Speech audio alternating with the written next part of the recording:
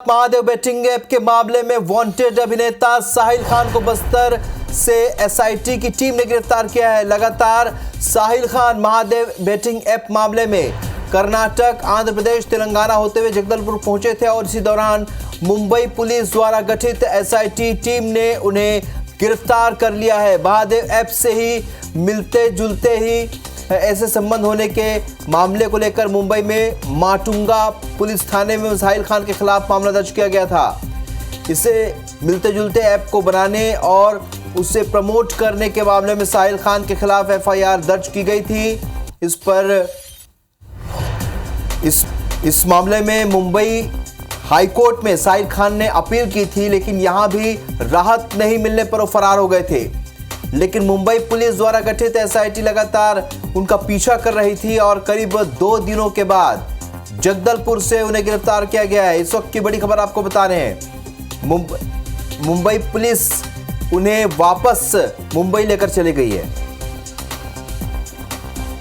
नरेश मिश्रा हमारे सहयोगी और ज्यादा जानकारी के साथ इस खबर पर हमारे साथ जगदलपुर से लाइव जुड़े। नरेश, जिस तरीके से साहिल खान को अरेस्ट किया गया, लेकिन एक जाने माने अभिनेता है साहिल खान, कैसे वो जगदलपुर तक पहुंच गए? क्या बीच में कहीं उन्हें पहचाना नहीं और किस तरीके से यहां पर एसआईटी की टीम उनका पीछा कर रही थी? क्या जानकारी मिल पाई?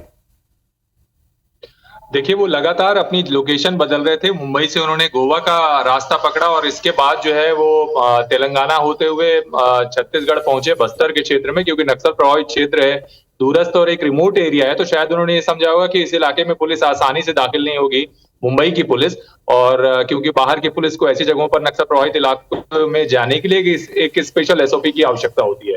और इसकी बजाय मुंबई एसआईटी ने जो कोऑर्डिनेशन किया छत्तीसगढ़ पुलिस के साथ और साहिल खान को उनके लोकेशन से पकड़ा और इसके बाद उन्हें वापस मुंबई लेकर चले गए। जो पूरा मामला है असल में ये मुंबई के माटुंगा में उनके खिलाफ दर्ज किया गया है।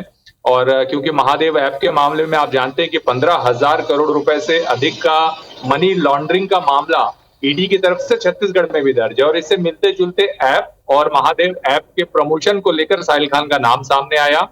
जिस तरह से बॉलीवुड के कई अभिनेताओं के नाम को लेकर चर्चा थी अलग अलग हल्फों में, और उसके बाद ये नाम सामने आया और उनके खिलाफ भी मामला माटुंगा में दर्ज किया गया।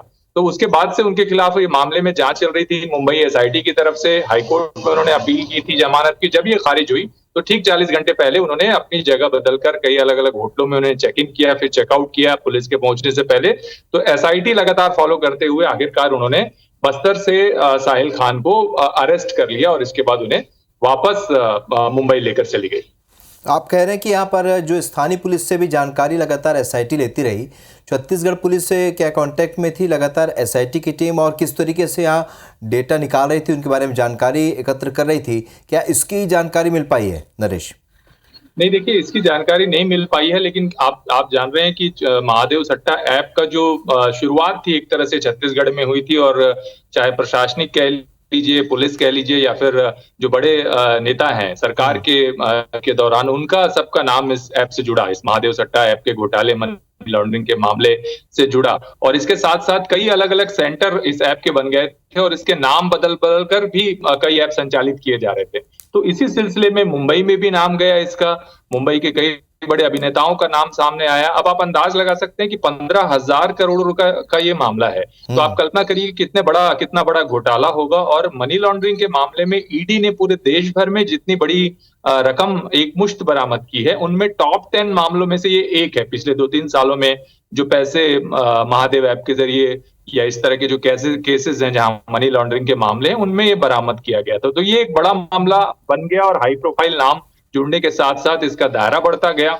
जो इसके मुख्य प्रमोटर्स थे उनको तो पुलिस ने गिरफ्तार कर लिया था और जो इनको विदेश से बाहर वापस भी लाया गया था, दुबई से इनको अरेस्ट करके वापस भी लाया गया था। तो ऐसे ही इसी से जुड़े अन्य नामों में एक प्रमुख नाम अभिनेता साहिल खान का था, क्योंकि इनकी एक वीडियो बरामद हुई थी जिसमें इन्होंने खुद इस ऐप को प्रमोट करने, इसमें इन्वेस्ट करने और इसके फायदों को लेकर के बातचीत की थी। तो उसी के आधार पर एसआईटी ने साहिल खान के खिलाफ शिकंजा कसा।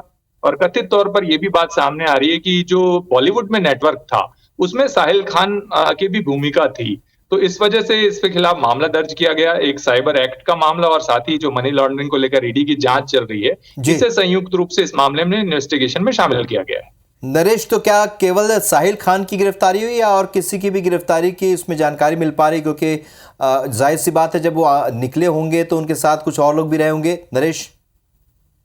नहीं, देखिए अभी तो केवल साहिल खान की गिरफ्तारी की तस्दीक हो सकी है और कुल 31 लोगों का जितनी जानकारी अब तक मिल पाई है उसके मुताबिक करीब 31 लोगों का नाम इसमें शामिल है। इनमें से कुछ को पहले गिरफ्तार किया जा चुका है मुंबई में, लेकिन पूरा आंकड़ा अभी साफ नहीं है, पूरी तरह से तस्वीर साफ नहीं है कि इनमें कौन कौन से नाम है। लेकिन एक जो बड़ा नाम, क्योंकि ये अभिनेता रहे हैं, फेमस यूट्यूबर हैं, फिटनेस कोच हैं, तो काफी चर्चित नाम रहा है इनका, तो इस वजह से साहिल खान की गिरफ्तारी खास चर्चा में आई। उनकी फरारी की बात भी चर्चा में रही और पुलिस ने इसे गंभीरता से लिया। इस वजह से 40 घंटों के अंदर मुंबई की एसआईटी ने इन्हें गिरफ्तार किया। चलिए, बहुत बड़ी कार्रवाई है। नरेश, इस जानकारी के लिए आपका बहुत बहुत शुक्रिया। और जिस तरीके से साहिल खान लगातार लोकेशन बदल रहे थे और लोकेशन बदलते हुए जगदलपुर पहुंचे, बस्तर पहुंचते ही उन्हें एसआईटी ने अरेस्ट किया है, ये इस वक्त की बड़ी खबर है।